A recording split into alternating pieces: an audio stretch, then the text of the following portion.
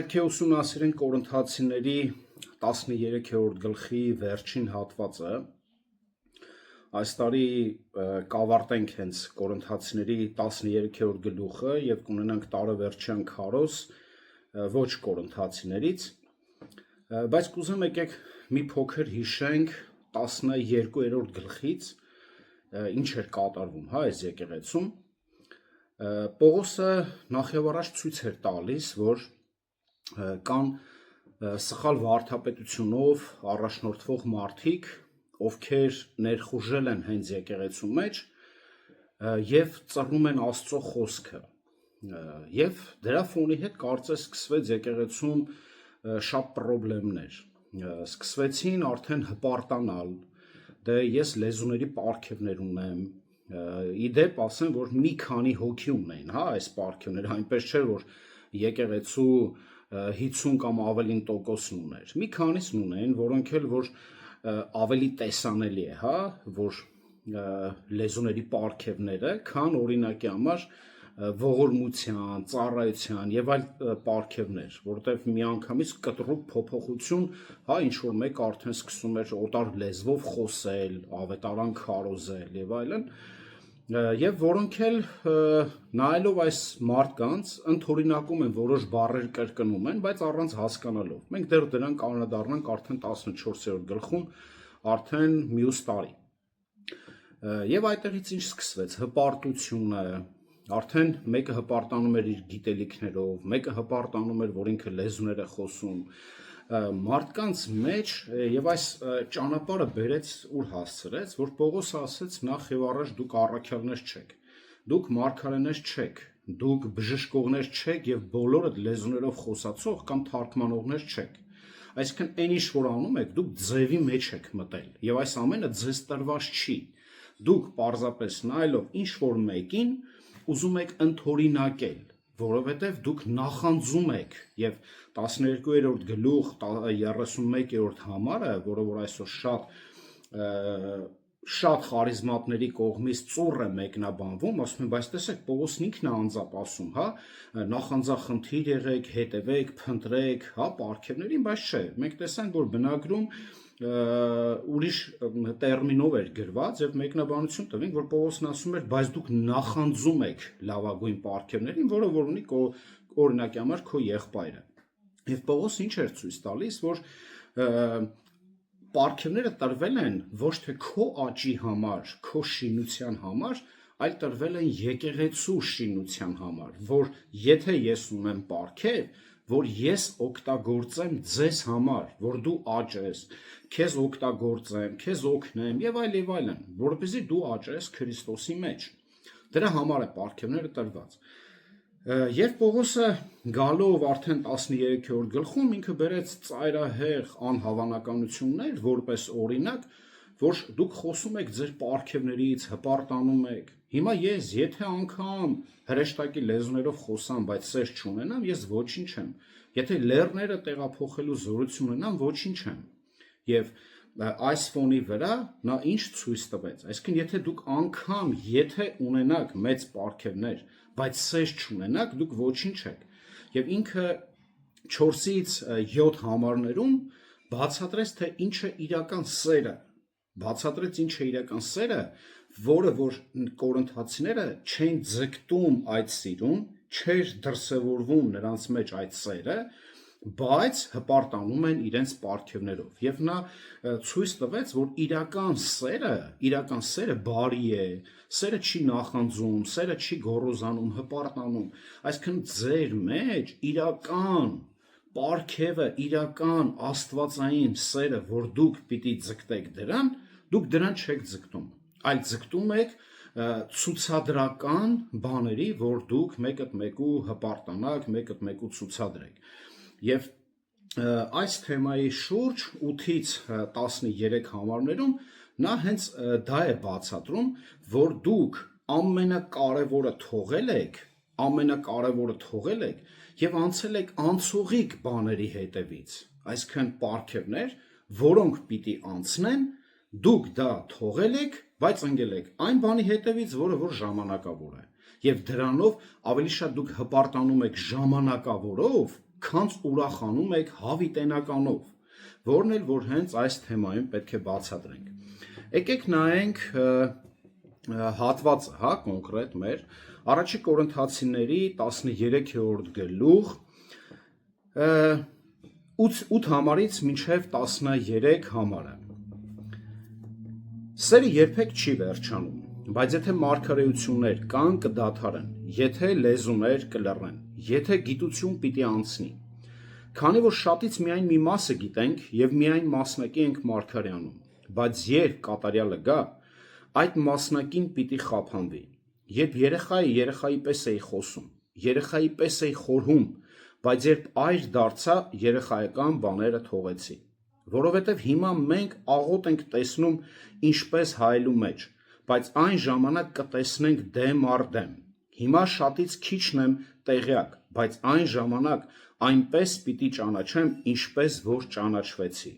և հիմա մնում է հավատ, հույս և սեր, և այս երեքը և սրանցից մեծագույնը սերն է, ամեն։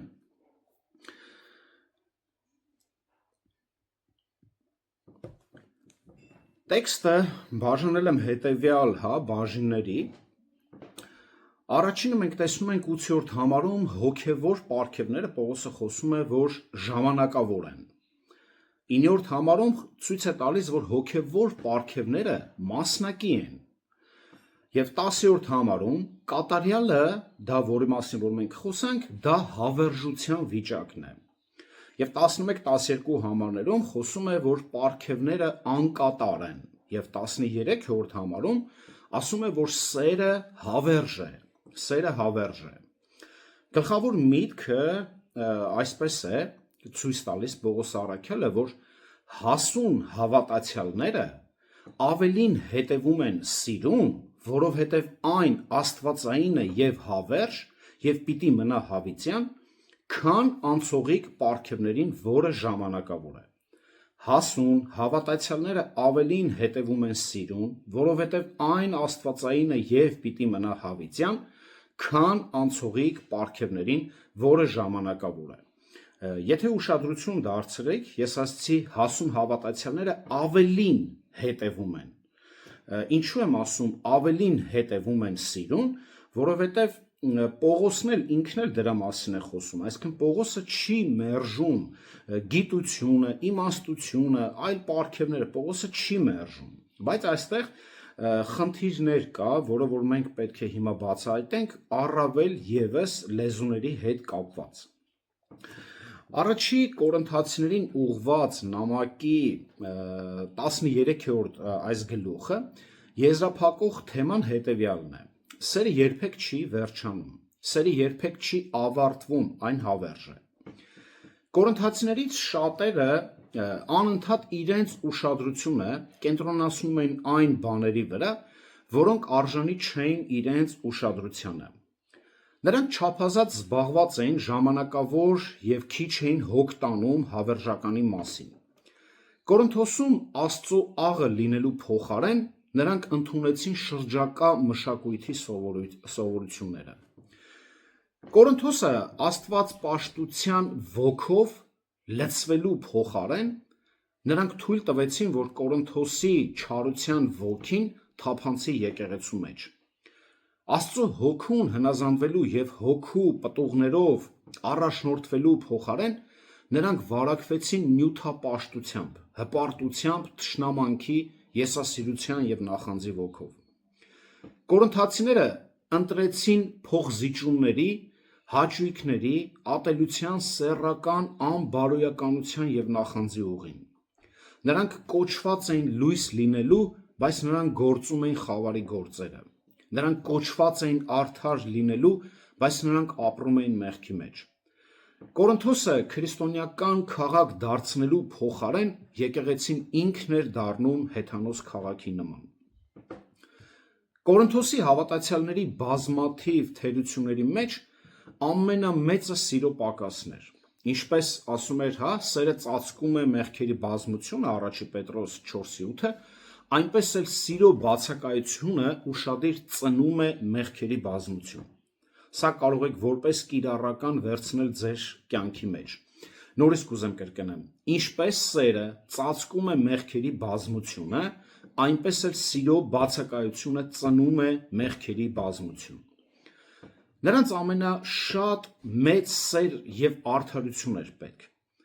Այնինչ ամենակատարյալ կերպով բնութագրում է Աստծուն, պետք է բնութագրի նաև նրա զավակներին։ Առաջի Կորինթացիների 13-րդ գլուխ 8-ից այս 13 հատվածներում Պողոսը պնդում է, որ սերը, քանի որ այն երբեք չի վերջանում, Աստծու ամենամեծ պարգևն է։ Մինչդեռ սերը երբեք չի ավարտվում, հոգևոր պարգևները ընդհակառակը ժամանակավոր են, մասնակի և անկատար։ Եվ Պողոսի հիմնական ասելիքն այն է, որ այն, ինչի համար, որ հիմա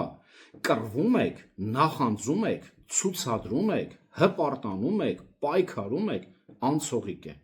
իսկ այն, ինչը պիտի մնա հավիտյան, անտեսում եք և մոռանում եք։ Պողոսը բերում է կոնկրետ օրինակ, որ սերը մնում է հավիտյան, իսկ պարգևները ոչ։ Ինչու՞։ Սերը ամենակարևորն է, որովհետև մեկ գլխավոր պատճառ, որովհետև սերը հավիտյան մնում է։ Այդ դրա համար է սերը ամենակարևորը։ Հոգևոր պարգևները ժամանակավոր են։ 8-րդ համարը։ Կխնդրեմ ով ահա միկրոֆոնը միացրել անջատեք։ Ասում է սերը չի վերջանում։ Այս բառը հուներեն պիպտո բառից է, պիպտեո բառից է, որի հիմնական իմաստն է, այսինքն սերը չի ընկնում, քանդվում, ընկնել, քանդվել, ոչնչանալ, անհետանալ։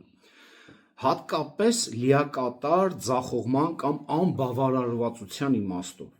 Այս բառը օգտագործում էր գետնին ընկած, չորացած և փտող ծաղիկները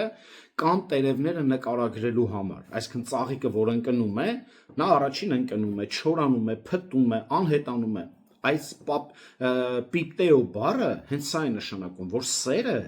երբեք չի ընկնում, սերը երբեք չի անհետանում, երբեք չի չորանում, չի կորում, այս իմաստով էր։ Երբեք բառը խոսում է ժամանակի, այլ ոչ թե հաճախականության մասին։ Եվ այս համարի գաղափարն այն է, որ աստվածային սերը երբեք չի կորցնի իր ուժը կամ չի նվազի։ Սերը չի կարող դադարել, քանի որ այն Աստծո բնույթից է և նրա հավերժական էությունից է։ Երկնքում մենք ոչ միայն կարիք չենք ունենա հավատքի կամ հույսի, այլև ուսուցման, քարոզչության, օգնության, մարգարեության, հոգիների զանազանության, գիտության, իմաստության, լեզուների, հրաշքների, բժշկությունների, հավատքի, ողորմության և առաջնորդության պարգևների կարիք չենք ունենա։ Այս պարգևներից ոչ մեկը որևէ իմաստ չի ունենա դրախտում, բայց սերը ուշադիր դրախտի օդն է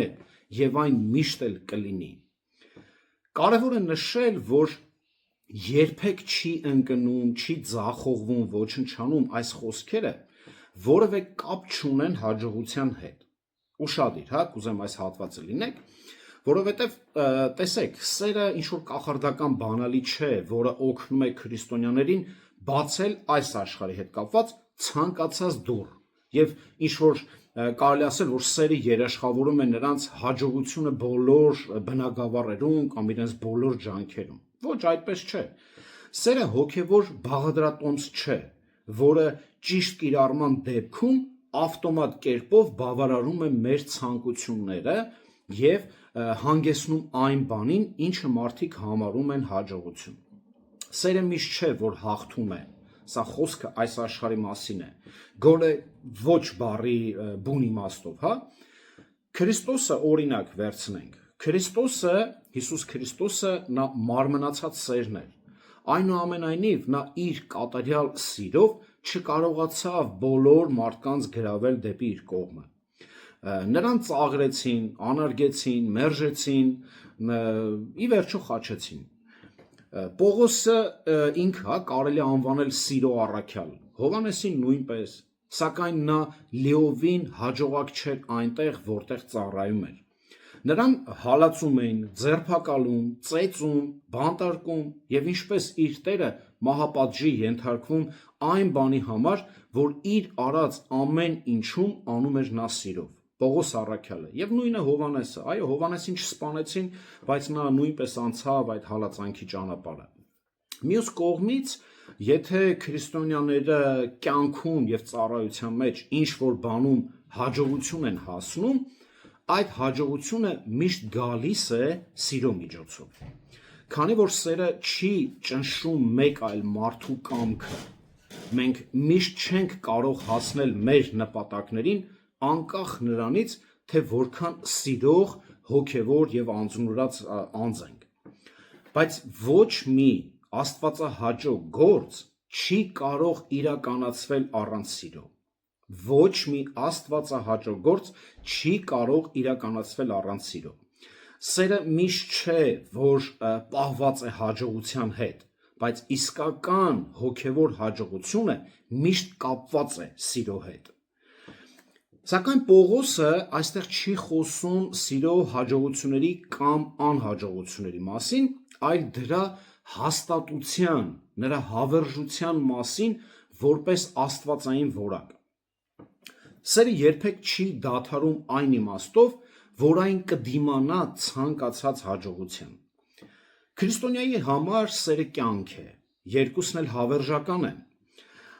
Սերը Աստծո տված կյանքի կենտրոնական բնութագիրն է, քանի որ սերը կենտրոնական բնութագիրն է Աստծո։ Աստված սեր է եւ ով սիրում է, մնում է նրա մեջ, Աստծո մեջ, նրա մեջ է մնում, 1 Հովհաննես 4:16։ Սա ամենակարևոր բանն էր Պողոսի համար, որ նա հույս ուներ, որ կորինթացիները նույնպես կկարողանան հասկանալ, ընդունել եւ հետևել այս ճշմարտությանը։ Պողոսը ցանկանում էր, որ կորինթացիները հաջողության հասնեն սիրո մեջ եւ դառնան Աստծո նման այդ սիրո հատկության մեջ։ Պողոսը շեշտում է սիրո գերագույն բնույթը, համեմատելով դրա անսահմանությունը 3 հոգևոր պարգևների, որը մարգարեություն, լեզուներ խոսալու եւ գիտելիքի ժամանակային սահմանափակման բնույթի հետ։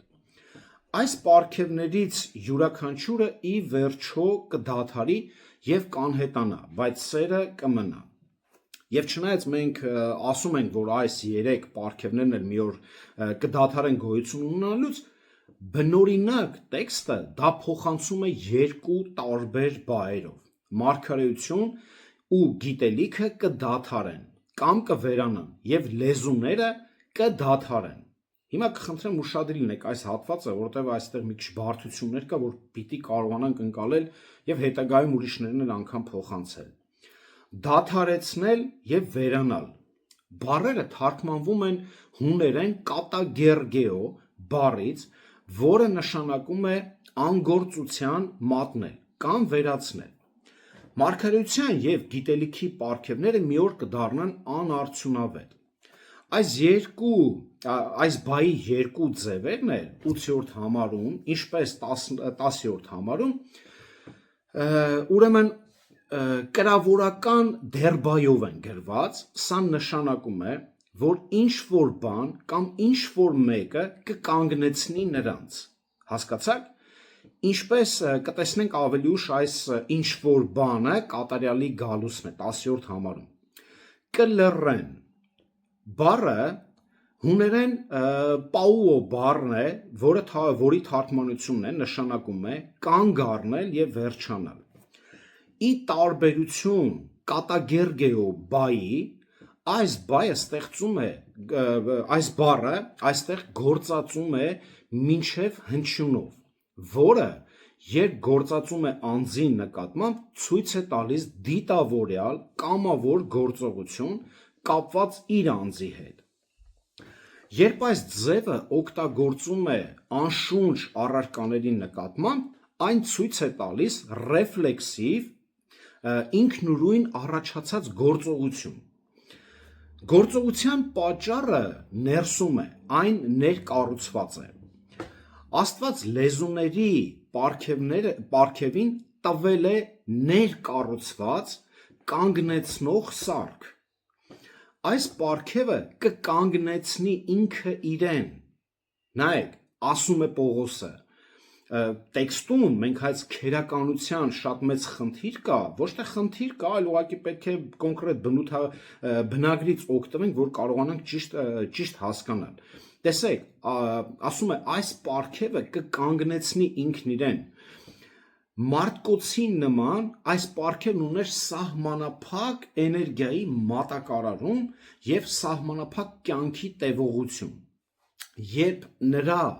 զորության պաշարները սպառվեցին, նրա գործունեությունը ավտոմատ կերպով դադարեց։ Այսինքն կոնկրետ լեզուների զորության այս պաշարները երբ որ սպառվեցին, նրա գործունեությունը ավտոմատ կերպով դադարեց։ Մարգարեությունն ու գիտելիքը կկանգնեցվեն իրենցից դուրս ինչ-որ բանի կողմից, բայց լեզուների պարգևը կկանգնի ինքնուրույն, այսինքն ինքը իրան կկանգնեցնի։ Հասկանում եք, այսինքն այս բայով է գրված։ Տերմինաբանության այս տարբերությունը անհերքելի է, որովհետև եթե կոնկրետ մարդիկ կան, որ կուզեն իրոք փորփրեն բնագիրը ուսումնասիրեն իմանան,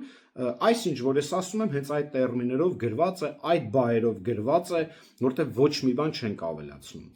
Հարցը մնում է, թե երբ եւ ինչպես կդադարեն այս պարգևները։ Ասում է, որ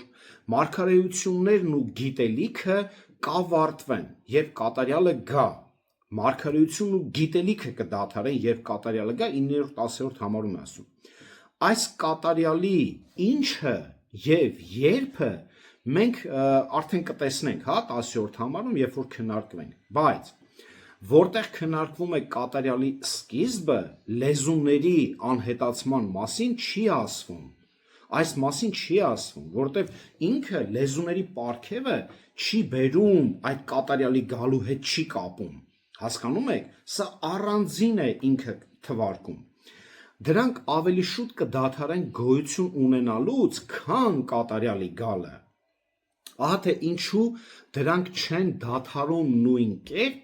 ինչպես մյուս երկու պարգևները։ Ինչպես արդեն մանրամասն մենք խոսել ենք 12-րդ գլուխ 8-ից 10 համարներում, որը որ կարող են, եթե դուք էլ անգամ մոռացել եք, կարաք նայեք քարոզը։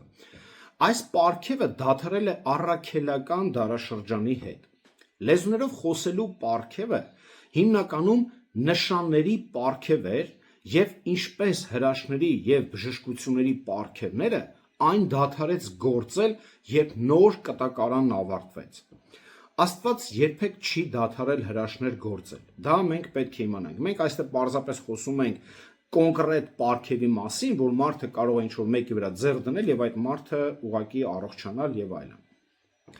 Նա շարունակում է հրաշքով այո Տերը բուժել եւ գործել այլ գերբնական ձևերով, նույնիսկ այսօր համաձայն իր գերիշխան կամքի, որտեղ իր գերիշխան կամքը բոլոր դարերում էլ միշտ գործել է։ Սակայն Աստվածաշունչը հիշատակում է պատմության միայն 3 ժամանակաշրջան, երբ մարդուն տրվել է հրաշքներ գործելու պարգևը, 3 ժամանակաշրջան, որը որ Աստվածաշունչը լավ իմացողը կամ հետագայում ուսումնասիրողը կարող է ինքն էլ անձամբ տեսնել այդ 3 ժամանակաշրջանը։ Առաջին ժամանակաշրջանը Մովսեսի եւ Հեսուի ժամանակներն էին, երկրորդը Եղիայի եւ Եղիսեի ծառայության ժամանակներն են, իսկ երրորդը Հիսուսի եւ առաքյալների ծառայության ժամանակ։ Մնացած բոլոր աստվածաշնչյան որ պատմությունները, դարաշրջանները ուզում եք նայեք, դուք երբեք չեք գտնի այս հրաշագործությունները, բժշկությունները եւ այլն, դուք չեք գտնի, որտեղ սրանք ունեն իրենց հատուկ նպատակը։ Այս 3 ժամանակաշրջաններից յուրաքանչյուրը տևել է ոչ ավելի, քան 70 տարի եւ ավարտվել է կտրուկ, որտեղ եթե տեքստը դուք ուսումնասիրեք, դուք կտեսնեք, որ այս ինչ որ մի ժամանակ է տևում եւ կտրուկ ավարտվում է, այլ դրանից հետո չի հիշատակվում, չի խոսում, որտեղ այսպիսի հրաշքները կոնկրետ նպատակներ ունեն, որ Աստված իր գերիշխան կամքով ուզում է իրագործել։ Եվ հիմա առաքյալներից հետո, Հիսուսի եւ առաքյալների արդեն ծառայություններից հետո մենք տեսնում ենք նույնպես այս պարգևը դադարեց։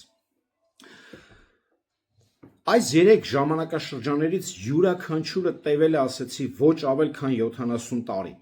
Հրաշքների հաջորդ ժամանակաշրջանը կսկսվի հազարամյա թագավորության ժամանակ, եւ այդ հրաշքների աղբյուրը նկարագրվում են որպես գալիք դարի զորություններ։ Եբրայեցիների հենց 6-րդ գլուխ 5 համարում հենց այդպես է ասում, Եբրայեցիների 6-րդ գլուխ 5 համարում, որը որ կոչվում է գալիք դարի զորություններ։ Ճաշակել են Աստծո խոսքի վայելչությունը ու հանդերձյալ աշխարհի զորությունները։ Սրա մասին է խոսում, եւ նոր կտակարանում արձանագրված վերջին հրաշքը, որտեղ Աստված գործել է անմիջապես անձի միջոցով, տեղի է ունեցել մոտավորապես 58 թվականին։ Գործք առաքելոց 28-րդ գլուխ 8 համարը կարդամ։ Գործք առաքելոց 28-րդ գլուխ 8 համարը։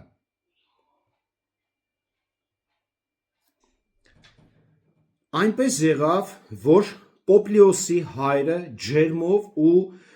արյունալուծից հիվանդացել պառկել էր։ Պողոսը նրա մոտ մտավ, աղոթեց, ձեռքերը դրեց նրա վրա ու բժշկեց նրան։ Վերջ, այս դեպքից հետո Աստվածաշնչում չեք գտնի ոչ միտեղ հրաշքներ, բժշկություններ։ Երբեք չեք գտնի, որտեվ սա վերջին հրաշքն էր, որ կատարվեց 58 թվականին մեր դարաշրջանի։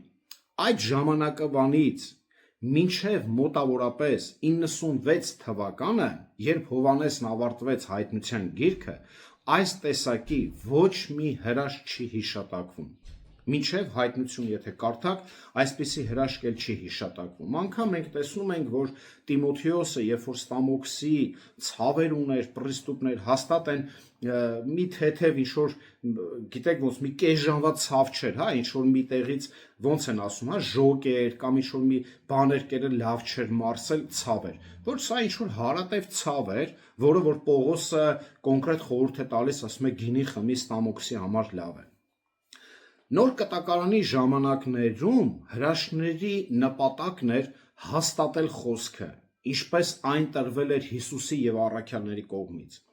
առաջարկել թագավորությունը Իսրայելին եւ նրանց տալ նախաճաշ թագավորությանը, համտեսել, որ տեսեք ինչպիսի թագավորություն է բերել Տեր Հիսուսը,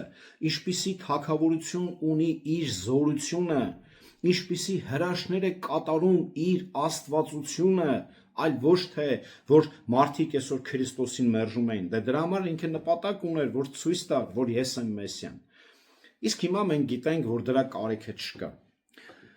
Երբ Իսրայելը հեռացավ Քրիստոսից եւ նրա թագավորությունից եւ անհնար դարձավ նորոգել նրանց, ովքեր հեռացել էին ապաշխարության համար, Եբրայեցիս 6:6-ն է, հա, ասում, այդ ժամանակ ավետարանը սկսեց քարոզել հեթանոսներին։ Քրիստոսի եւ առաքյալների ուսմունքները հաստատվեցին Իսրայելի համար նշաններով, հրաշքներով, զանազան հրաշքներով եւ Սուրբ Հոգու պարգևներով։ Եբրայեցիների եկեք կարդանք 2-րդ գլուխ 3-ից 4 համարները։ Եբրայեցիների 2-րդ գլուխ 3-ից 4 համարները։ Ապա մենք ինչպես պիտի խուսափենք, եթե այսպիսի մեծ փրկության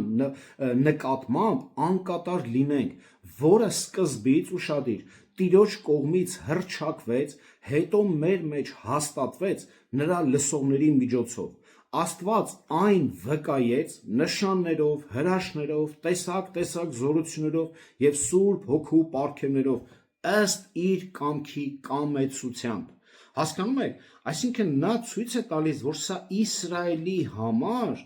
հատուկ արած գործողություն էր, որովհետև Իսրայելը այդքան դարերով կարդացել էր հին ուխտը, սպասում էր Մեսիային, իսկ հիմա կույր է, չի տեսնում, որ Մեսիան եկել է, եւ Մեսիան պիտի իր աստվածությունը հաստատեր այս հրաշքներով, որպեսզի տեսնեին։ որպեսզի այս կույրերը տեսնեն, բայց ցավոք սրտի նրանք այդպես էլ կույր մնացին։ Ահա թե որն էր նպատակը հրաշքների։ Հետաքրքիր է, որ չնայած եբրայեցիներին ուղված նամակը գրվել է կամ 67 կամ 68 թվականներին, հեղինակը այս վկայության մասին խոսում է անցյալ ժամանակով։ Ուրեմն անցյալ ժամանակի աուրիստ ցուցիչ եղանակով կարծես նշանները, որտեղ բնագիրն է այդպես խոսում, կարծես հրաշքները, նշանները արդեն դադարել էին։ Հասկանում եք, այսինքն երբ որ ինքը գրում է եբրայեցիների նամակը, խոսում է, ինքը ասում է արդեն դա անցյալում է։ Հասկանում եք, դրա համար նորից եմ ասում, իրոք հուներեն քերականությունը, բառապաշարը, հա, ինքը շատ գեղեցիկ է։ Դրա համար դու յուրաքանչյուր խոսք իր տերմինի, իր կոնտեքստի մեջ, եթե դու կարողանաս ուսումնասիրես, դու կտեսնես ավելին, քան մենք ուղղակի կարդում ենք մեր սովորական թարգմանված Աստվածաշունչը, եւ ավելի մեծ մարգարիտներ կարող ես անել ճշմարտության, հա, լույսի ներքո, քան որ մենք հիմա ուղղակի կարդում ենք կամ մեր ակաժները լսում են ամեն օր տարբեր քարոզիչներից։ Այս պարգևները եզակիորեն կապված էին առաքյալի ծառայության հետ, կոնկրետ առաքյալի ծառայության հետ։ Նորից եկեք կարդանք 2 Կորինթացիների 12-րդ գլուխ 12 համարը, 2 Կորինթացիների 12-12-ը։ Բայց առաքյալ լինելու, կոնկրետ տեսեք ինչ է շեշտում, առաքյալ լինելու նշանները կատարվեցին ձեր մեջ ամենայն համբերությամբ, նշաններով եւ հրաշքներով եւ զորություններով։ Առաքյալ լինելու, այսինքն սա ցույց է տալիս, որ մենք Քրիստոսի առաքյալն ենք։ Բայց այսօր դրա համար է Պողոսը առաջի Կորինթացիների 12-րդ գլխում ասում. «Միթե դուք առաքյալ եք։ Դուք առաքյալ եք, որ ընկել եք լեզուներ, հրաշքներ, մարգարեություններ, բժշկություններ, ինչ ասես անում եք։ Ախր այս ամենը տրվել էր մեզ, ձեզի չէր տրվել»։ Երկրորդ ապացույցը, որ լեզուների պարգևը դադարեց առաքյալների ժամանակներում, այն է, որ դրա որպես Իսրայելի դատապարտության Աստծո կողմից ուղարկված նշանի օգտագործման նպատակը վերացավ։ Պողոսը հիշեցնում է Կորինթացիներին, որ օրենքում գրված է, որ ուրիշ լեզուներով եւ ուրիշ շրթունքներով կխոսեմ այս ժողովրդի հետ, ասում է Տերը, եւ այն ժամանակ էլ նրանք չեն լսի ինձ։ Առաջի Կորինթացիների 14-րդ գլուխ 21 համարն է ասում, Եսայի 28-րդ գլուխ 11-12 համարից հիշում է։ Մենք դեռ դրան կանրադառնանք։ Այլ կերպ ասած, քանի որ Իսրայելը հրաժարվեց լսել եւ հավատալ, երբ Աստված նրանց հետ խոսեց պարզ լեզվով,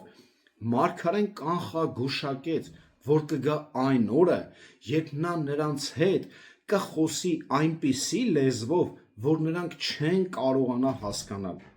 Սա կլիներ ապացույց, որ նրանք մերժել էին Տիրոջը։ Լեզուների պարգևը տրվել էր որպես նշան ոչ թե հավատացյալների, այլ անհավատների համար։ Առաջի Կորինթացիների 14-22, հատկապես անհավատ հրեաների համար։ Մեր թվարկության 70 թվականներին Հիսուսից մոտավորապես 37 տարի հետո Տիտոսի գլխավորությամբ, մեր իմացած Տիտոսը չի, հա, Տիտոսի գլխավորությամբ հռոմեական բանակի կողմից տաճարի ոչնչացավ եւ հուդայականությունը դադարեց գոյություն ունենալուց։ Մնաց միայն կրոնի ստվերը մինչև օրս, կրոնի ստվերը, որովհետև այդ բոլոր ծիսական արարողությունները եւ իրենց ծառայությունները դադարեցին, որովհետև 70 թվականին կոնկրետ տաճարը ավիրվեց։ Տաճարի կործանմամբ զոհաբերությունների համակարգը դադարեց գոյություն ունենալուց եւ հրեական քահանայության անհրաժեշտությունը անգամ վերացավ եւ մինչեւ հիմա պատկերացնում եք այդ օրվանից 5 կտակարանի պահանջները կատարելը դարձավ անվավեր։ 5 կտակարանի պահանջները դարձավ անվավեր։ Երբ այս կործանումը տեղի ունեցավ, Պողոսի կողմից այս նամակը գրվելուց մոտ 15 տարի անց լեզուների պարգևի անհրաժեշտությունը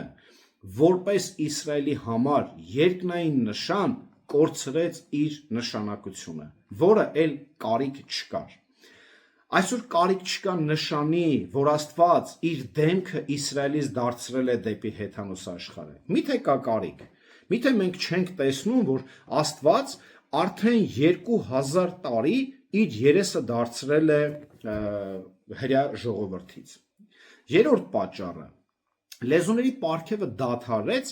քանի որ այն անբավարար միջոց է շինության համար։ Ճիշտ մեկնաբանվելիս լեզուներն ունեն շինություն տալու կարողություն, որտեղ նայեք, սա շատ կարևոր է, որ պետք է իմանաք, որ հետագայում էլ մենք պետք է նայենք, ուղղակի ձեր մտքում պահեք։ Ճիշտ մեկնաբանելիս լեզուներն ունեն շինություն տալու կարողություն, բայց այս շինությունը սահմանափակ էր։ Առաջի Կորինթացիներ օրինակ 14:5-ը ես կկամենայի, որ բոլորդ էլ լեզուներով խոսեք, բայց հատկապես որ մարգարյանաք, որտեղ սա շատ կարևոր էր, որտեղ մարգարյանալը ինչ էր ցույց տալի, լեզուներով խոսեք եւ բացատրեք, ում է պետք, եթե ես ձեր հետ հիմա ֆրանսերեն խոսամ ու ձեզ ոչ մի բացատրություն չտամ, ինչ օգուտ պիտի տամ, դրա համար լեզուներով խոսալը սա շինություն պետք է բերեր ընդհանուր եկեղեցուն, այլ ոչ թե անհատին։ Դե այսօր մենք հասկանում ենք, համ այս տերմինով չեն օգտագործում, իրանք լեզուները հասկանում են ընդհանրապես անհասկանալի բառեր, որը որ ոչ մարդկային է, այլ անունը դրել են հրեշտակային, որը չեն էլ կարող ապացուցեն, ինչ շինություն պիտի տա դիմացինին, ոչ մի շինություն։ Դες այս թեմաների մասին մենք հետո ավելի մանրամասն կխոսենք։ Ուրեմն այս նամակի 14-րդ գլխի հիմնական նպատակն է ցույց տալ, որ լեզուները հաղորդակցության անբավարար միջոց են, 1-ից 12 համարները մենք խոսանք, եւ ավետարանչության անբավարար միջոց են, 20-ից 25-րդ համարները։ Լեզուների պարգևները սահմանափակ եւ թերի ուսուցում ապահովեց, իսկ մարգարեությունը գերազանցում էր այն ամեն առումով։ Նորից խոսում է 14-րդ գլուխ առաջի համարում, 3-ից 6 համարում, 24, 29, 31 համարներում։ Հասարակ լեզվով մանրակրկիտ եւ խելացիորեն ասված 5 բառը ավելի արժեքավոր էր, ավելի կարևոր էր, ավելի անհրաժեշտ էր, ավելի օգտակար էր 5 բառ, քան 10,000 բյուրավոր խոսքեր։ Օրինակ 14-րդ գլուխ 19 համարը, սակայն եկեղեցու մեջ կկամենայի 5 բառ հասկացողությամբ ասել, որ ուրիշներին էլ սովորեցնեմ։ Ախր տեսեք, ինքը նպատակ է ցույց տալի, որտեղ պարգևը, հիշեք 12-րդ գլուխ 7-րդ համարը, պարգևները Քրիստոսից տրվել են եկեղեցու մարմնի շինության համար։ Նորից, սակայն եկեղեցու մեջ կցանկանայի 5 բառ հասկացողությամբ խոսել, որ ուրիշներին էլ սովորեցնեմ, քան թե բյուրավոր խոսքեր անծանոթ լեզվով։ Բյուրավոր խոսքեր։ Այո, կարամ ես հիմա իտալերեն ամենագեղեցիկ բառերով փառաբանեմ, աղոթեմ, օրհնեմ Տիրոջը, բայց ձեզ ինչ, կամ այս կոնկրետ 13-րդ գլուխը ձեզ գերմաներեն քարոզեմ, ձեզ ինչ, հասկանում եք։ Ուրեմն 4-րդ լեզուներով խոսելու պարգևը որ դադարեց, քանի որ դրան նպատակը որպես առաքելական զորություն եւ ուսմունքի հեղինակությունը հաստատող նշան ավարտվեց, երբ ավարտվեց նոր կտակարանի գրությունը։ Իսկական լեզուներով խոսելը նշանակում էր Աստծուց ուղիղ հայտնություն խոսողին, քարոզչին, Աստծուց ուղիղ հայտնություն խոսողին։ Թեև քողարկված եւ միշտ թարգմանության կամ մեկնաբանության կարիք ունեցող, հաճախ նույնիսկ խոսողին ուղված այս խոսակցությունը արդեն շեղում է այն ճշմարտությունից, որը որ մենք պետք է իմանանք։ Օրինակ 27-28 համարները կարդամ 14-րդ գլխի, հա, եթե մեկը անծանոթ լեզվով խոսի, թող 2 կամ ամենաշատը 3 հոգի լինի։ Տեսեք, այսօր այս հստակ պատվիրան է տալիս։ Այսօր տեսեք ոնց են ծռում, ինչ է ասում,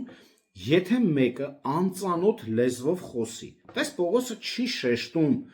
մի լեզու հրեշտակի, ինչի ասում անծանոթ ինչ-որ լեզու։ Նախ եւ առաջ, որտեղ կարող է այդ պարգևը, օրինակ գերմաներեն է, ֆրանսերեն, չիներեն, չգիտեմ, արաբերեն, թող 2-3 հոգի լինեն, թող մեկը մյուսից հետո խոսի, պարտադիր խոսի, նայեք, այսինքն ստեղ իմաստ կա, չի ասում անկապ բառեր հանեք իբրև աղոթք եք անում, նպատակ կա այստեղ, որը շատ մենք հետո կուսումնասիրենք, եւ թող մեկն էլ թարգմանի, իսկ եթե թարգմանող չկա, ապա թող լուռ մնան եկեղեցու մեջ եւ ինքն իրեն ու Աստծո հետ թող խոսի։ Եթե մեկը չի թարգմանում, ուրեմն դա ամբողջությամբ կորցնում է իր զորությունն ու նպատակը։ Սակայն Աստծո խոսքի հայտնությունն ավարտվեց նոր կտակարանի ավարտով եւ դրան ոչինչ չի կարելի ավելացնել կամ հանել։ Հայտնություն 22-րդ գլուխ 18-19։ Ստացվում է, որ լեզուների պարգևը կատարել է իր նպատակը։ Եվ 5-րդ բնական է ենթադրել, որ լեզուների պարգևը դադարեց, քանի որ դրա օգտագործումը հիշատակվում է միայն նոր կտակարանի նախորդ գրքերում։ Նոր կտակարանի գրքերի մեծ մասում այս պարգևի մասին որևէ հիշատակում անգամ չկա։ Պողոսը դրա մասին խոսում է միայն մեկ գրքում, իսկ Հակոբոսը, Պետրոսը, Հովանեսը, Հուդան ընդհանրապես չեն հիշատակում այս պարգևը, որտեղ դա ընդհանրապես ունեցել է մի ժամանակ նպատակ, որն էլ ավարտվել է։ Իսկ Գործք առաքելոց գրքում 19-ից 10-րդ գլուխ 6-րդ համարը, հետո մենք որևէ հղում չենք գտնում դրանից հետո որևէ հղում չենք գտնում այս պարգևի շուրջ։ Գործք առաքելոց, որից հետո մենք արդեն տեսնում ենք արդեն առաքյալները անցան ծառայության, որից հետո տասնյակ տարիներ անգամ անցան, գրություններ գրվեց, որ որևէ հիշատակում չկար։ Նոր կտակարանը հստակեցնում է, որ լեզուները ոչ միայն դադարել են բանավեճի թեմա լինելուց, այլև դադարեցին գոյություն ունենալ առաքելական դարաշրջանից ավարտից առաջ։ Նամակներում ոչ մի տեղ չկա հավատացյալներին լեզուներով խոսելու հրաման կամ կոչ որպես հոգևոր վարժություն կամ պարտականություն։ Եվ լեզուների պարգևը ըստ էության, ըստ երևույթի ընդհանրապես դադարեցին, քանի որ առաքելական դարաշրջանի ավարտից հետո այն եկեղեցու պատմության 19 դարերի ընթացքում չենք հանդիպում ոչ մի եկեղեցու։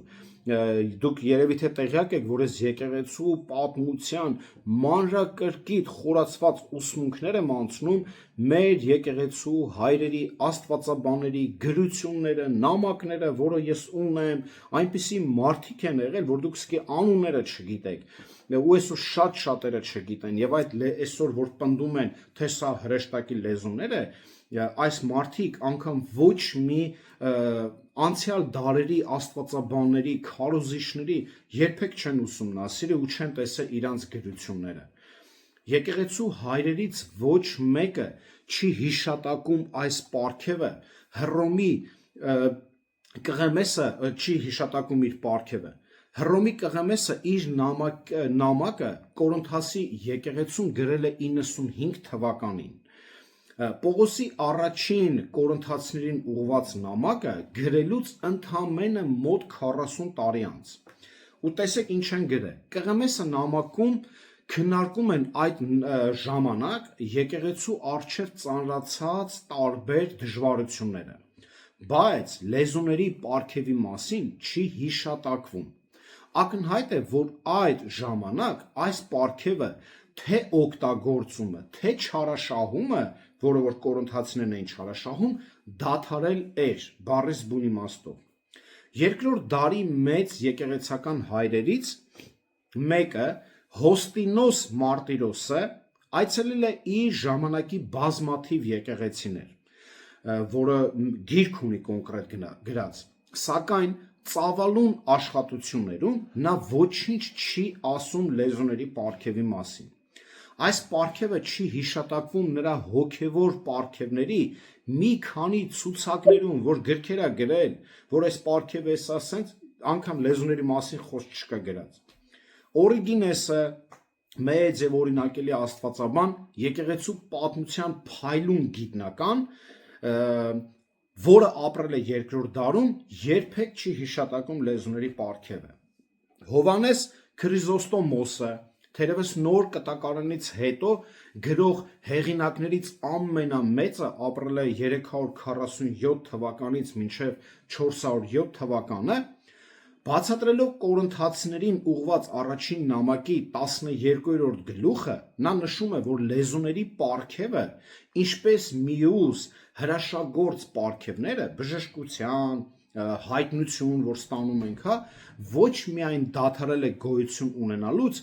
այլև անհնար է նույնիսկ ճշգրիտ բնութագրել այն։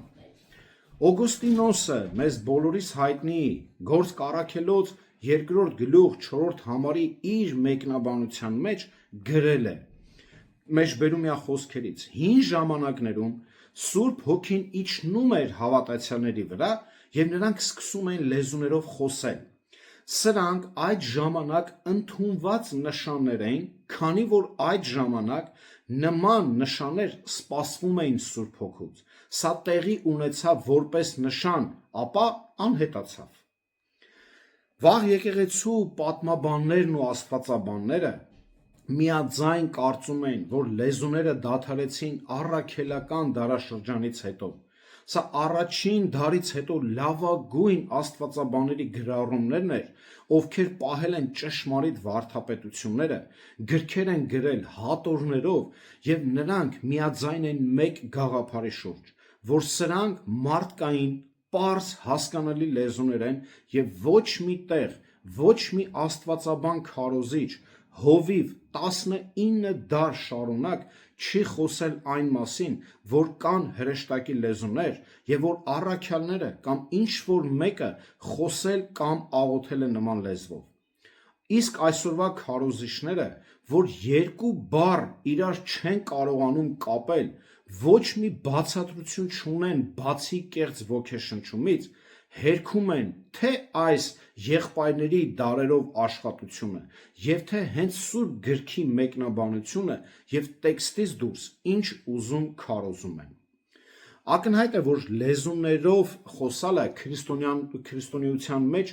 չի նկատվել մինչև 18-րդ դարը, երբ այս պարգևը սկսեց ի հայտ գալ Եվրոպայի որոշ խմբերում, անգամ կաթոլիկ խմբերում, որը կոչվում էր, որ Ցվենոլյանների եւ Յանսաների շրջանում եւ նոր Անգլիայի շեյքեյների շրջանում։ Իրվինյան շարժման առանձնահատկությունը, որը ծաղկում ապրեց Լոնդոնում 19-րդ դարում, նրա ոչ աստվածաշնչյան պնդումներն էին աստվածային հայտնության եւ լեզուներով խոսալու մասին։ Ավելի քան 1800 տարի լեզուների պարգևը, ինչպես մյուս հրաշագործ պարգևները, ակնհայտ էր ավանդական քրիստոնեական կյանքում եւ ուսմունքներում, որ ուղղակի գոյություն չունեն։ Ապա 20-րդ դարի սկզբին լեզուներով խոսալու պարգևը հատուկ նշանակություն ստացավ նոր սրբության շարժման մեջ, սա կոչվեց հենց այդպես, նոր սրբության շարժում, որի մեծ մասը ի վերջո վերածվեց հոգեգալստականության եւ 1960 թվականին ի հայտ եկած առաջի անգամ պատմության մեջ խարիզմատիկ շարժումը լեզուներով խոսալու պրակտիկան ավանդական հիսունականությունից տեղափոխեց բազմաթիվ այլ դավանանքների, եկեղեցիների, խմբերի, թե կաթոլիկ, թե բողոքական, հոգևոր կյանքի դատարկությունը իրենց լցրեցին կեղծ փորձառություններով, որոնց անունն է հիմա կյանքի խոսք, Աստծո տուն, Էմանուել, ընդ չգիտեմ, ինչ կա հիսունականներ, վերնատուն, ներքնատուն, նորից եմ ասում, իրենց հոգևոր կյանքի դատարկությունը լցրեցին կեղծ փորձառություններով։ Եվ շատ խարիզմատներ մեր ժամանակներում լեզուներով խոսելը պաշտպանում են որպես վերջին օրերի նշանների մաս, որոնք կանխագուշակել էր Հովելի կողմից, երկրորդ գլուխ, 28-րդ գլուխ, 28-րդ համար, մինչև 32 համարը և Պետրոսի կողմից մեջբերված Պենտեկոստեի քարոզում։ Գործք Առաքելոց կամ եկեք կարդանք Հովելի, երկրորդ գլուխը, Հովելի երկրորդ գլուխը, մի վարքյան, եկեք բացենք Հովել երկրորդ գլուխը, 28-ից 32 համարներն է, տեսեք ինչ է ասում, սրանից հետո իմ հոգին պիտի թափեմ ամեն մարմնի վրա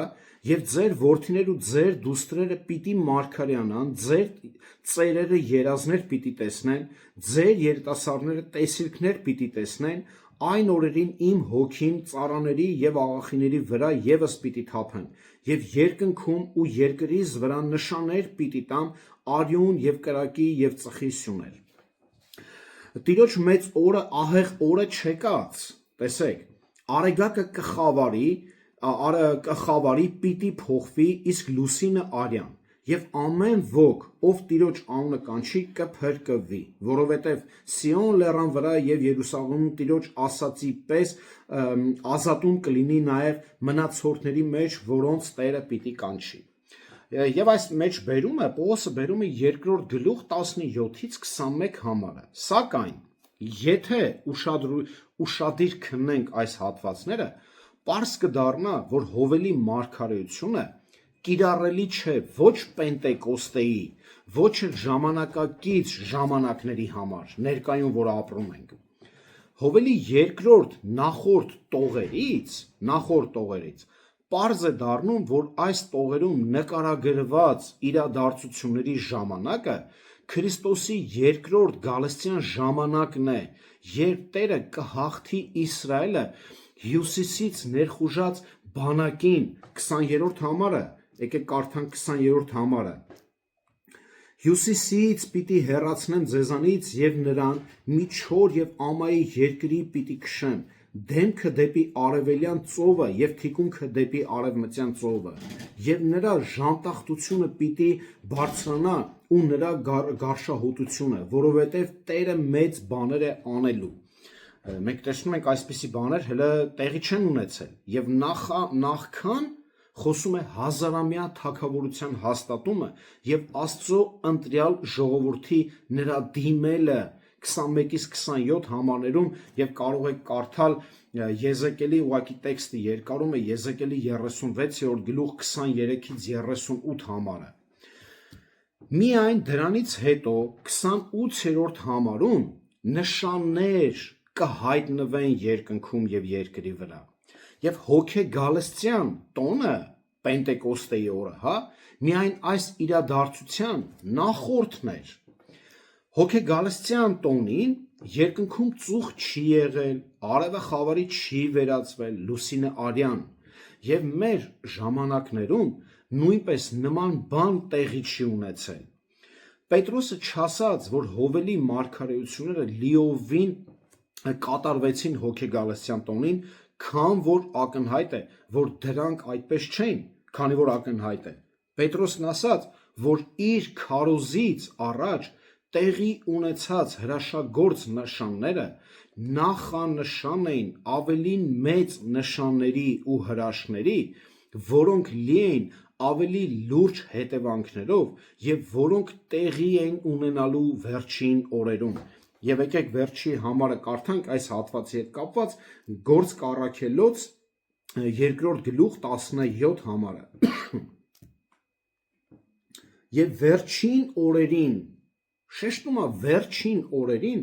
Աստված ասում է. իմ հոգուց պիտի հեղեմ ամեն մարմնի վրա, և ձեր որդիների ու դուստրերը պիտի մարգարյանան, ձեր երեխաները տեսիլքներ, իսկ ձեր ծերերը երազներ պիտի տեսնեն։ Վերջին օրին, եւ այս ժամանակը ցույց է տալիս արդեն Տիրոջ գալստից է կապված, երկրորդ գալուստից։ մեր ժամանակներում պարգևի կամ որևէ այլ հրաշագործ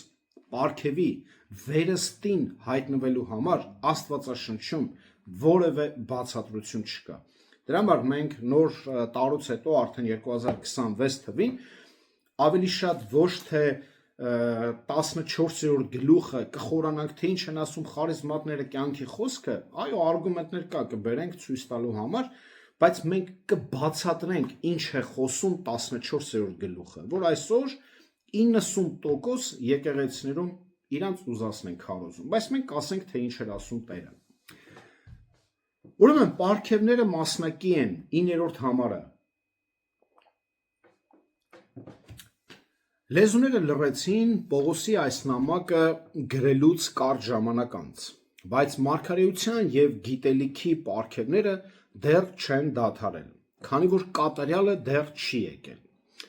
Լեզուների եւ այլ պարգևների նման այս պարգևները նույնպես ժամանակավոր են։ Ի տարբերություն գիտելիքի եւ մարգարեության պարգևների, լեզուների պարգևը գոյություն չի ունեցել ոչ առաքելական դարաշրջանից առաջ, ոչ էլ դրանից հետո։ Սա էլ է շատ կարևոր, որ պետք է իմանանք։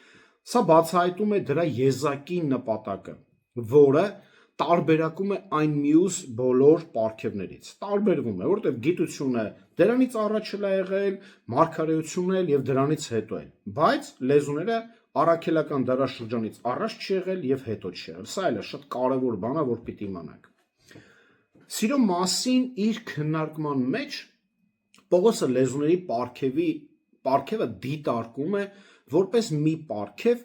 որն արդեն դադարել է գոյություն ունենալուց, քանի որ 8-րդ համարից հետո այն այլևս չի հիշատակում հենց 13-րդ գլխում։ Առաջին բանը, որ Պողոսը շեշտում է 9-րդ, 10-րդ համարներում, գիտելիքի եւ մարգարեության մասնակի բնույթն է։ Մենք մասամբ գիտենք եւ մասամբ մարգարեանում ենք։ Սա վերաբերվում է նաեւ մյուս բոլոր պարգևներին, որոնք կդադարեն, երբ գա կատարյալը, քանի որ այդ ժամանակ որևէ պարգևի գոյության շարունակությունը պատճառը կվերանա։ Աստծո պարգևները կատարյալ են, բայց նրանք, ում դրանք տրվում են, դեռևս սահմանափակ են իրենց կարողություններով։ Պողոսն ինքն իրեն ներառում է այս մենքի մեջ։ Նույնիսկ առաքյալները մասամբ գիտեին եւ մասամբ էին մարգարեանում։ Պողոսն արդեն զգուշացրել էր կորինթացիներին, որ եթե մեկը կարծում է, թե ինչ-որ բան գիտի, նա դեռ ոչինչ չգիտի այնպես, ինչպես պետք է որ իմանա։ Առաջի Կորինթացիների 8:2-ը։ Պողոսի համար կյանքի գլխավոր նպատակը եւ ամենամեծ ուրախությունը Քրիստոս Հիսուսին ճանաչելն էր, որ մահից կարճ ժամանակ առաջ նա հաստատեց ասելով։ Եկեք կարդանք Փիլիպպեցիների 3-րդ գլուխը, Փիլիպպեցիների 3-րդ գլուխ 8-րդ համարը եւ 12 համարը։ Ինչ էր ասում։ Նրա համար ինչն էր ամենակարևորը։ Եվ ամեն ինչ էլ վնաս եմ համարում իմ Տեր Հիսուս Քրիստոսին գերազանց ճանաչելու համար։ Նրա համար զրկվեցի ամեն ինչից, որ աղբ եմ համարում, որպեսզի Քրիստոսին շահեմ։ Եվ 12-րդ համարը։ Ոչ թե արդեն հասել եմ, կամ թե արդեն կատարյալ եմ, այլ ձգտում եմ, որ թերևս հասնեմ նրան, ինչով Քրիստոս Հիսուսի կողմից բռնկվեցի։ Սա էր Պողոսի ամբողջ նպատակը, այլ ոչ թե պարգևների հետևից վազելը։ Սոփարը հարցրեց Հոբին. կարող ես Աստծուն փնտրել, կարող ես լիովին բացահայտել ամենակարողին։ Նա բարձր է երկնքից, ինչ կարող ես անել։ Նա ավելի խորն է, քան դժոխքը, ինչ կարող ես իմանալ։ Նրա չափսերը ավելի երկար է, քան երկիրը, եւ լայն, քան ծովը, ասեց Հոբը հենց Սափորին։ Հետո Հոբն ինքն է ասում, որ իրոք սրանք նրա ճամփաների եզրերն են, որքան քիչ են նրա մասին մեր լսածը, սակայն ով կարող է իմանալ նրա զորության որոտումները։ Հոբ 26:14։ Դավիթը նույնպես երգում էր ասելով Սաղմոս 40-րդ գլուխ 5-ում. Աստված մեզ ճանաչում է կատարելապես, բայց մենք նրա մասին գիտենք միայն մասնակի։ Եկեք կարդանք Սաղմոս 139, եկեք կարդանք Սաղմոս 139, 1-ից 6 համարները իրար հետ։ Սաղմոս 139, 1-ից 6 համարներ իրար հետ։ Դու գիտես իմ նստելն ու հելնելը, ասում է ով Տեր, ինձ քննեցիր ու ճանաչեցիր, դու գիտես իմ նստելն ու ելնելը, իմ մտածածը հեռվից ես հասկանում, իմ շաղիվն ու պարկելն ես քնում ու ծանոթ ես իմ բոլոր ճանապարհներին, նախքան խոսքն իմ լեզվի վրա լինելը, դու ամբողջապես տեղյակ ես դրան, ով Տեր, իմ հետևից ու առաջից պաշարել ես ինձ և քո ձեռքն իմ վրա ես դրել, այսպիսի գիտությունը ինձ համար խիստ զարմանալի է,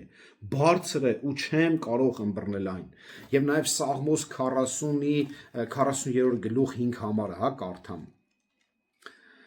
պիտի կարդայի չկարդացի, Սաղմոս 40-րդ գլուխ 5 համարը, շատ են քո գործերը, ով Տեր Աստված, հրաշքներդ ու մեզ համար ունեցած խորհուրդներն ով կարող է հերթականությամբ թվել քո առջև, եթե ես պատմեի ու խոսեի դրանց մասին, դրանք ավելին են, քան կարելի է համարել։ Իմիջիայլոց սաղմոսները միայն երգեր չեն, այլ հոգևոր կյանքի փորձառություններ են, որը որ Սաղմոս 2-ն տեսնելով, ապրելով այդ ամեն ինչը վերածել էր օրհնության, երգերի, փառաբանության։ Պողոսը գրում է Հռոմեացիներին, եկեք կարդանք Հռոմեացիների 11-րդ գլուխ 33-ից 34 համարները։ Հռոմեացիների 11-րդ գլուխ 33-ից 34 համարները։ Ո Աստծո իմաստություն և գիտություն, անհուն հարստություն, ինչ անզնելի են նրա դատաստանները և անհայտնաբերելի նրա ճանապարհները, որովհետև ով իմացավ Տիրոջ միտքը, կամ ով եղավ նրա խորհրդատուն։ Ինչ է այս ամենով ուզում ցույց տալ։ Աստծո խոսքի և Սուրբ Հոգու լուսավորության միջոցով մենք կարող ենք ունենալ կատարյալ հասկացողություն, հասկանալու Աստծո և Հոր Քրիստոսի առեղծվածը, բայց նույնիսկ մեր իրական գիտությունը դեռևս թերի է այն ինչի մեջ ապրում ենք, քանի որ միայն Աստծո մեջ են թաքնված իմաստության և գիտության բոլոր գանձերը, Կողոսացիների 2-րդ գլուխ 2-ից 3 համարները, այսինքն մենք այս տկար հասկացողության մեջ մենք գիտենք այսպիսի մեծ մարգարիտներ, որոնք որ կարդում, վայելում, ուսումնասիրում ենք եղել այդ, բայց Պողոսն ասում է դա դեռ մի մասն է։ Դուք պատկերացնում եք ինչ է մեզ սպասվում Աստծու մասին իմացականությունը հավիտենականության մեջ։ Աստված բացահայտել է ողջ ճշմարտությունը, որը մենք պետք է իմանանք այս կյանքի համար։ Եվ մենք գիտենք, որ Աստծո Որդին եկել է մեզ լույս և հասկացողություն է տվել, որպեսզի ճանաչենք ճշմարիտ Աստծուն և լինենք ճշմարիտ Որդու Հիսուս Քրիստոսի մեջ, ասում է 1 Հովհաննես 5:20-ը։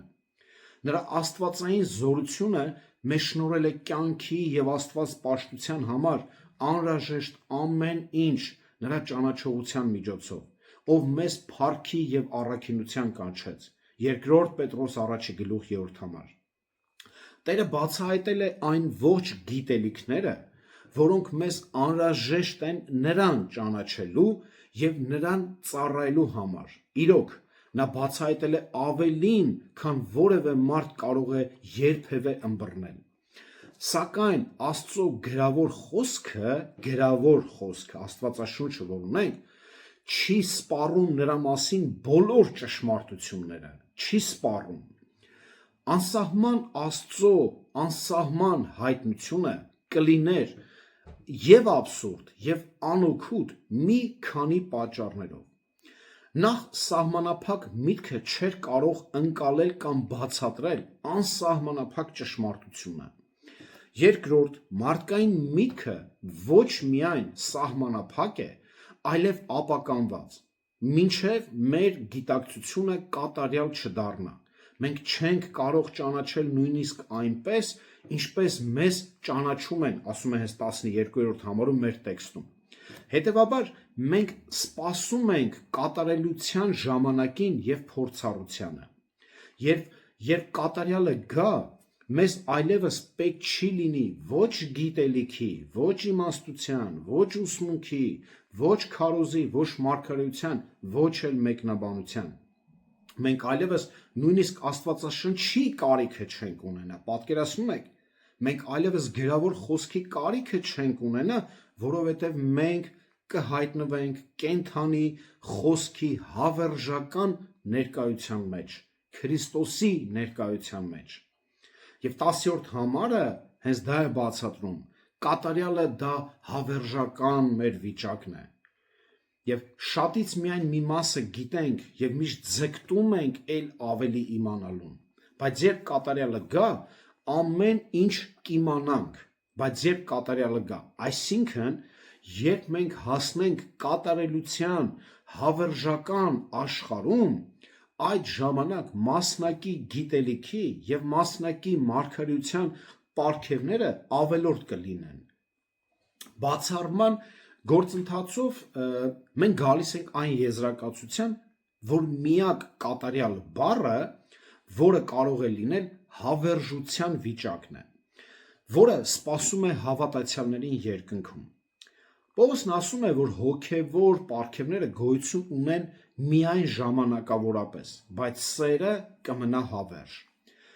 Իմաստը բացարձակապես պարզ է։ Այս դեպքում կատարյալ բառի չեզոք սեռի հետ կապված որևէ դժվարություն չկա, ինչպես նաև այն փաստի հետ, որ գիտելիքն ու մարգարեությունները չեն դադարի ոչ եկեղեցու դարաշրջանում,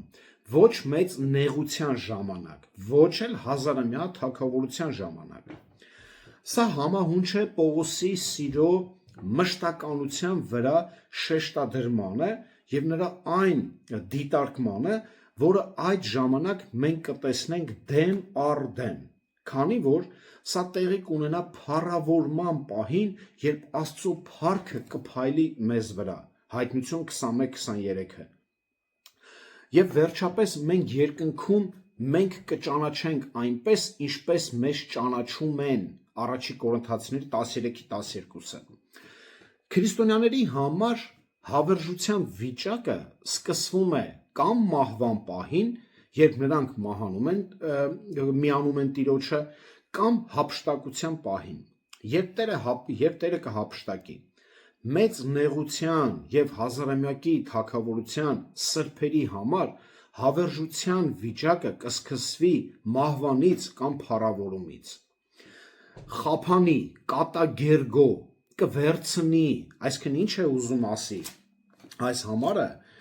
մի վարքյան մի հատ բացեմ 13-րդ գլխի վերջին հատվածը, հա, երբ որ նա խոսում է, որ ամեն ինչ կխափանվի։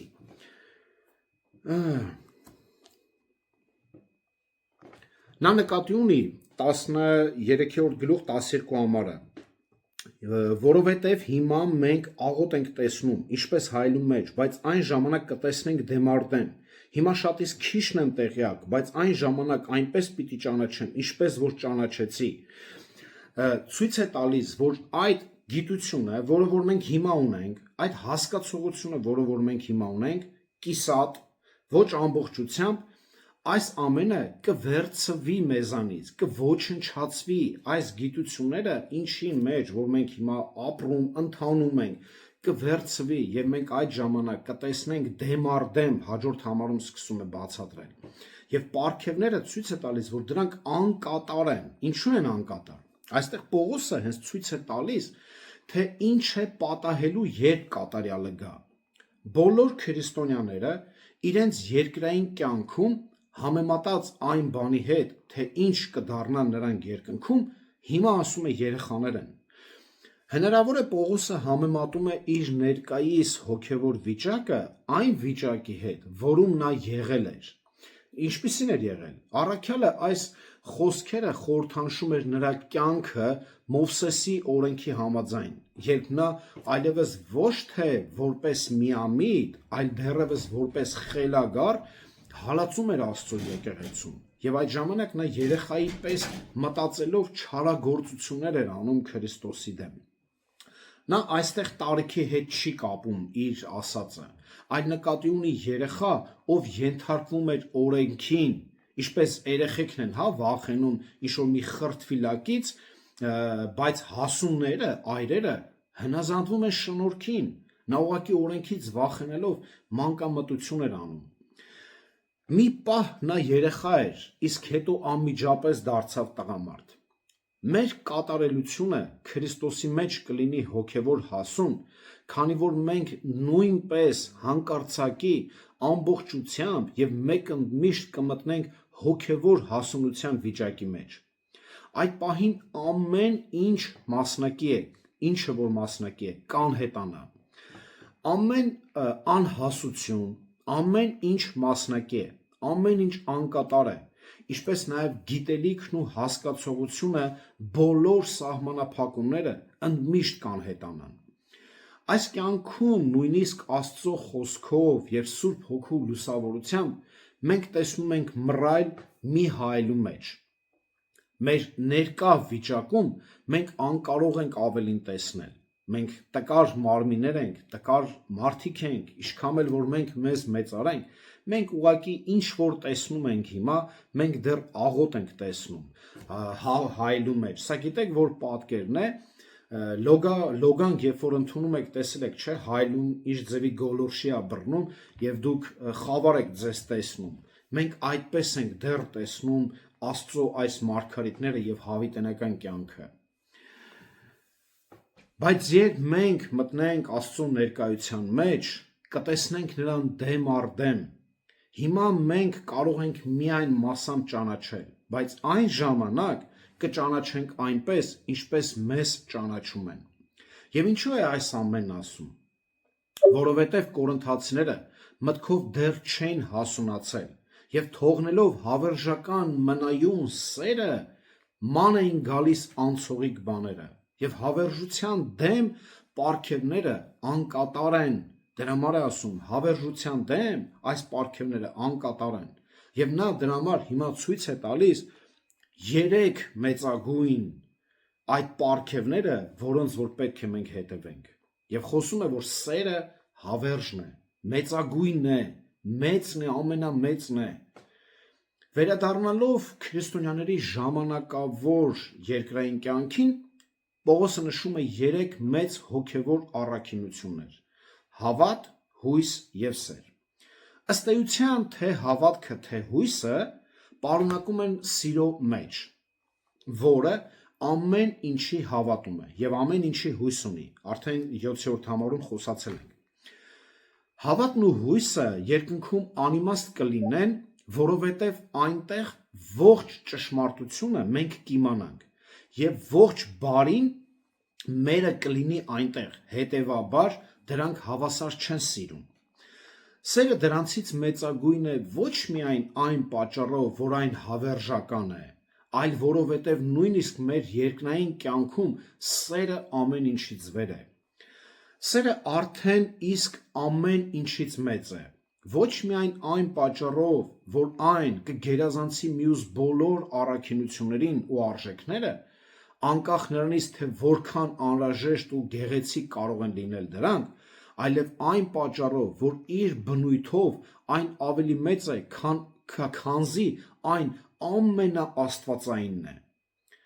Աստծո մասին չի կարելի ասել, որ նա հավատ է եւ հույս է, բայց հստակ եւ հաստատ կարող ենք ասել, որ Աստված սեր է, առաջի Հովհաննես 4:8։ Պարգևներ, ծառայություններ, հավատք, հույս, համբերություն, այս ամենը մի օր կավարտվի, որովհետև մի օր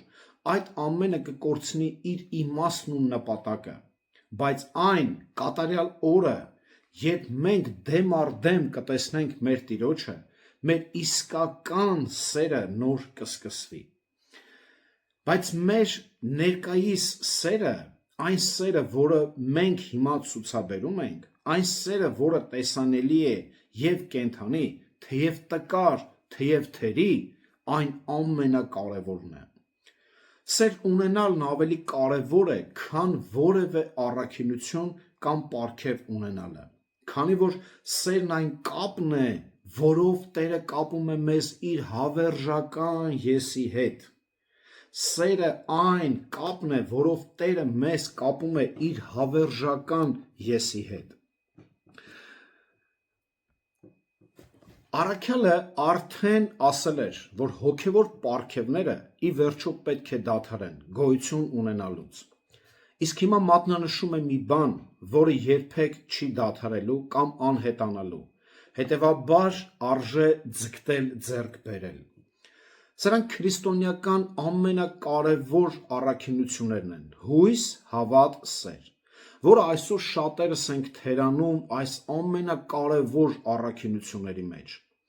Այն, որ պետք է այդ պահին հավատալ, թերանում ենք, ունենում ենք տարբեր փորձություններ, այն, որ պետք է հույս ունենալ, կորցնում ենք, այն, որ պետք է սիրենք, չենք սիրում, բայց մյուս հարցերի մեջ, ինչպես Կորինթացիները, շատ ավելի ակտիվ ենք։ Սերը կմնա թագավորության մեջ հավիտյան առատանալով եղբայրության անխախտ միասնության մեջ, սակայն անհամաձայնությունը չի կարող մտնել երկնքի թագավորություն և նրանք, ովքեր մերժել են Քրիստոսի սերը անհավատության պատճառով, չեն կարողանա ստանալ Քրիստոսի վարձատրությունը։ Սերը եղբայրության հենարանն է, խաղաղության հիմքը, միասնության ուժն ու կայունությունը և հավատքի գեղեցկությունը, քո հավատքը գեղեցկանում է սիրով։ Այն ավելի մեծ է, քան թե հույսը, թե հավատը, այն գերազանցում է թե օրհնությունները, թե տառապանքները հավատի ճանապարհին։ Այն մեզ հետ կմնա հավիտյան երկնքի արքայությունում։ Այսպիսով, քանի որ հավատը միացված է հույսին, իսկ հույսը ուղեկցում է սիրուն, ապա պարզ է, որ ով սեր չունի, հույս չունի, իսկ ով հույս չունի, հավատ չունի։ Այսինքն, ով հավատ չունի, հույս չունի, իսկ ով հույս չունի, չի սիրում։ Քանզի ինչպես է հնարավոր, որ սերը գոյություն ունենա, երբ դրա համար պատճառներ չկան, հավատք և հույս։ Ինչպես որ անհնար է, որ տանիքը կանգուն մնա առանց այն պահող շենքի, այնպես էլ անհնար է Աստծո սերը գտնվի մարդու հոգում,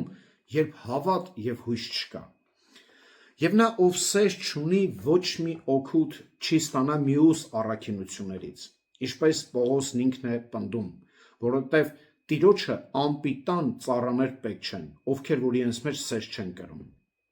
Այսպիսով, բոլոր այն պարգևներից առաջ, որոնցով դուք բարձրացնում եք ձեզ, մնում են հավատքը, հույսը և սերը, քանզի մեծ կարևորություն ունի հավատալ, ուշադիր, որ Աստված գոյություն ունի, և հույս ունենալ այն գրվածներին, ինչ նա ասել և խոստացել է մեզ, ինչպես նաև սիրել մեկին Հիսուսին և նրա պատվիրանները։ Ժամանակը բաժանված է 3 մասի՝ ներկա, անցյալ և ապագա, և հավատքը տարածվում է այս 3 մասերի վրա։ Անցյալում հավատացինք, հավատում ենք և կհավատանք։ Հույսը նայում է ապագային, իսկ երկուսին սերը, ներկա և ապագա։ Հավատն ու հույսը սահմաններ ունեն, բայց սերը միանալով անսահմանին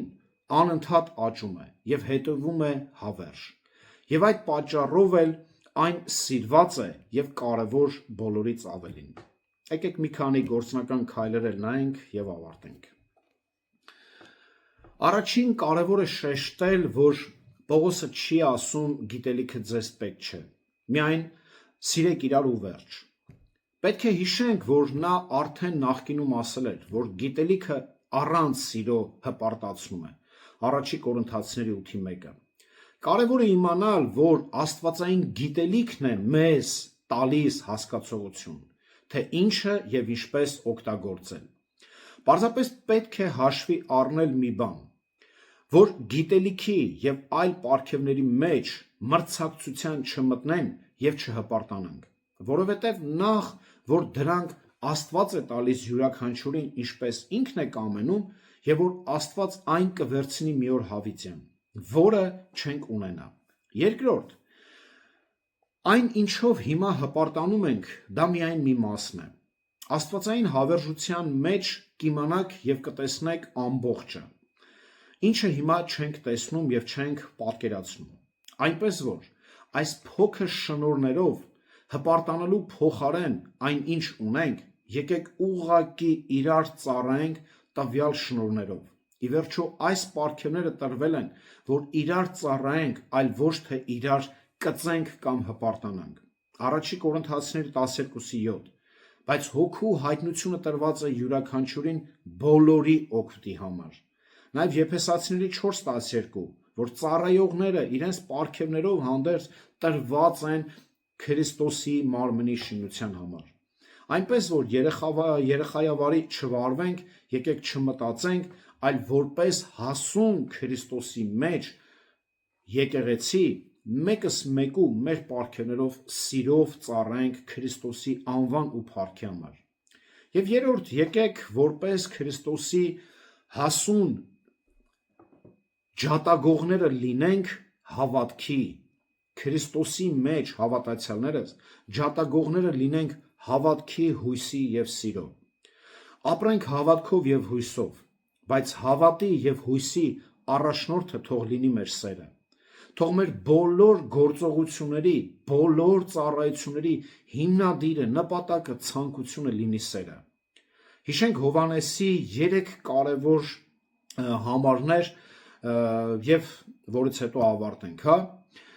Առաջի Հովհաննու 3:10 Սրանով են հայտնի Աստծո որդիները եւ սատանայի որդիները։ Ամեն ոք,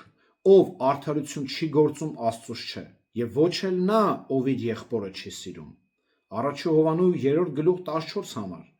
մենք գիտենք, որ մահից դեպի կյանք անցանք, որովհետև եղբայրներին սիրում ենք, բայց ով եղբորը չի սիրում, մահվան մեջ է մնում։